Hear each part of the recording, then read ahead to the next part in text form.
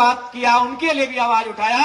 और सरकार ने इसी बार जो केंद्र का उनका बैठक, माफ कीजिएगा, उनकी कैबिनेट का जो बैठक हुआ, उसमें प्रस्ताव आया विस्थापन नीति के साथ। आज कोयलांचल के तमाम गलियारों से, गांवों से आवाज आ रही थी विस्थापन आयोग के गठन की।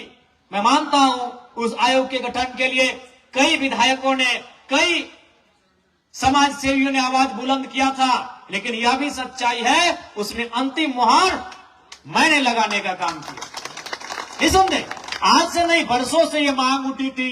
कई विधायक उसे गैर सरकारी संकल्प में या फिर वाद विवाद में लेके आते थे। सरकार आश्वासन देती थी, बच्चे बात करती थी कि ठीक है काम हो जाएगा, और वह लोग अपना प्रस्ताव को वापस ले लेते थे। लेकिन इस बार आपने देखा होगा कि पहली बार 25 सालों की राजनीति में झारखंड के विधानसभा में कितना जिद्दी होकर मैंने विस्थापन आयोग के गठन के लिए लड़ाई लड़ा। मैंने विभाग के मंत्री से स्पष्ट कहा कि समय दीजिए, 5 दिन, 50 दिन, 150 दिन, चूंकि कई वर्षों से यह पेंडिंग पड़ा है। हम मानते हैं कि कई लोगों ने प्रयास किया, लेकिन जिस तरीके से मैंने इस बार सदन में रखा, यह आपसे छुपा नहीं है। आपने भी देखा होगा कि किस प्रकार मजबूती के साथ हम लोग, चाहे मजदूरों का मामला हो, विस्थापितों का मामला हो, उसे उठाने का काम किए हैं। और यह आपको बिल्कुल भरोसा दिलाते हैं कि आज जो परिस्थितियां बन रही है मजदूरों के हितार्थ के लिए, हम सभी तत्पर हैं। और बिल्कुल साथ ही साथ में तमाम मजदूरों से, मजदूर भाइयों से, कामगार भाइयों से यह आग्रह करूंगा, यह आह्वान करूंगा कि आप सभी एकजुट हो जाएं, क्योंकि अब निर्णायक लड़ाई का समय है। अब समय है कि हम मेहनत कश अपना हिस्सा मांगे, अपना हिस्सा पहले मांगे, क्योंकि ये गांधी का देश है। यह देश गांधी को भी पूजता है, मानता है। तो मैं चाहूंगा कि हम मेहनत कश जितने भी कामगार भाई हैं, अपना हिस्सा मांगा जाए, और मांगने पे अगर ना दिया जाए तो छीनने की भी ताकत होनी चाहिए। इसलिए मैं आप सभी से आग्रह करता हूं, लोगों को लेगा, अपने हक को लेने का काम करेगा। इसीलिए भारतीय क्रांतिकारी मजदूर संघ आप सबों के बीच न्याय के लिए आया है, आप सबों के बीच हक अधिकार की लड़ाई को बुलंद करने के लिए आया है, ये मैं आप सभी को बताना चाहूंगा। इसलिए आप सभी से आग्रह है कि अब समय है, एकजुटता का समय है, अपने हक अधिकार को सुरक्षित रखने का। और चूंकि सबसे ज्यादा अगर एकजुट किसी को रहना है तो कामगारों को रहना होगा। आज दुनिया के एक बहुत बड़े दार्शनिक कार्ल मार्क्स कहा करते थे कि दुनिया के मजदूरों एक हो जाओ, तुम्हारे पास अपनी जंजीरों को खोने के अलावा कुछ नहीं बचा है। आज पुनः हमें लगता है कि झारखंड, विशेषकर झारखंड के कोयलांचल के मजदूरों को एक होकर एक स्वर में अपनी आवाज को बुलंद करने की आवश्यकता है। कार्ल मार्क्स ने अपने जीवनी में एक वाक्य का जिक्र किया था कि वह जर्मनी के किसी जेल में गए हुए थे कैदियों से मिलने के लिए। तो उन्होंने वहां जाकर देखा कि कैदी लोग प्लेट अच्छा ना होने के कारण लड़ रहे थे। जो उन्हें खाना दिया जाता था जिन प्लेटों में, वो प्लेट अच्छा नहीं था, टूटी फूटी प्लेट थी, तो उसके लिए कैदी झगड़ा कर रहे थे, लड़ रहे थे।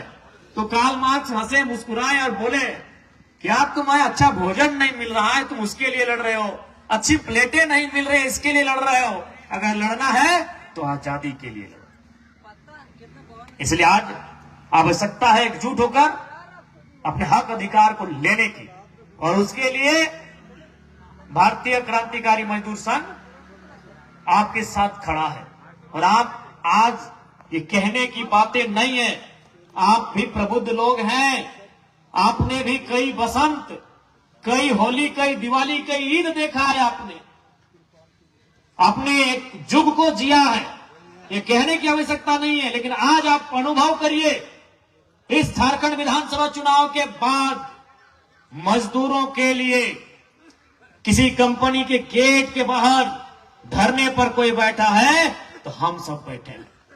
कहीं देखिए, चाहे वो धनबाद रहे, बोकारो रहे या रामगढ़ रहे या कोल्हान रहे, अगर कहीं कोई मजदूर के लिए संघर्ष कर रहा है, मजदूर के हिस्से की लड़ाई लड़ रहा है, तो वहां हम हैं।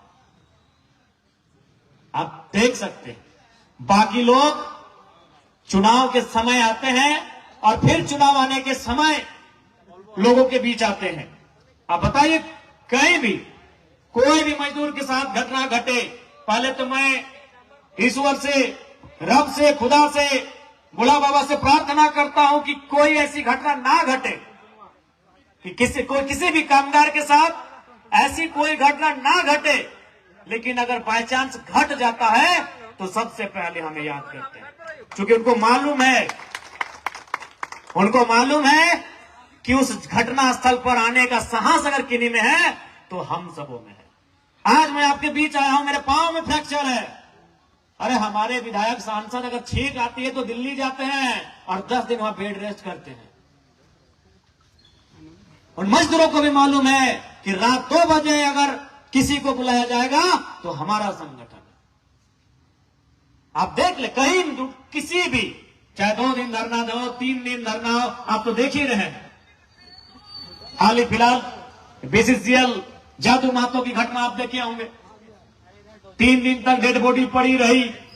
तीनों दिन हमारे जेएलकेएम बीकेएमएस के साथी धरने पर बैठे रहे, पूरा परिवार बैठा रहा। यानी जब आपके साथ दुख घटता है तो मिलने हर कोई आता है, सांत्वना देने के लिए हर कोई आता है, लेकिन जब लड़ने की बात आती है, खड़ा होने की बात आती है, रात रात को जागने की बात आती है, तो केवल वहां जेएलकेएम और बीकेएमएस खड़ा है कि नहीं, आप देख लीजिए। कहीं भी आप जाके देखिए। कल ही आपका रामगढ़ में घटना घटा, कुछ दिन पहले बालीडी में हुआ था। जहीं भी अगर किसी के साथ कुछ हो रहा है तो वहां हमारी भूमिका ज्यादा है।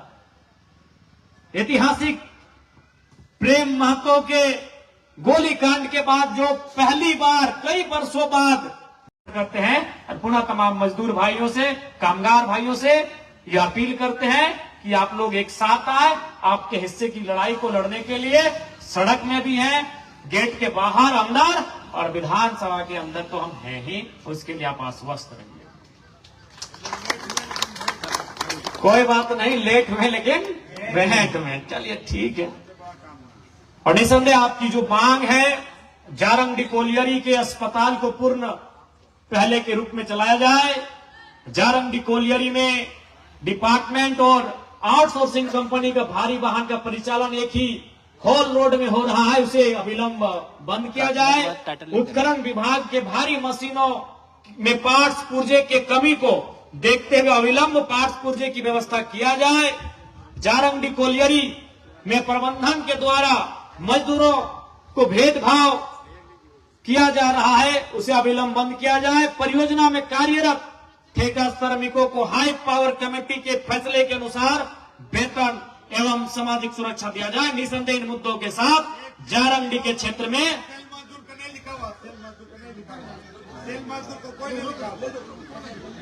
लड़ाई को लड़ने के लिए हम लोग तैयार हैं।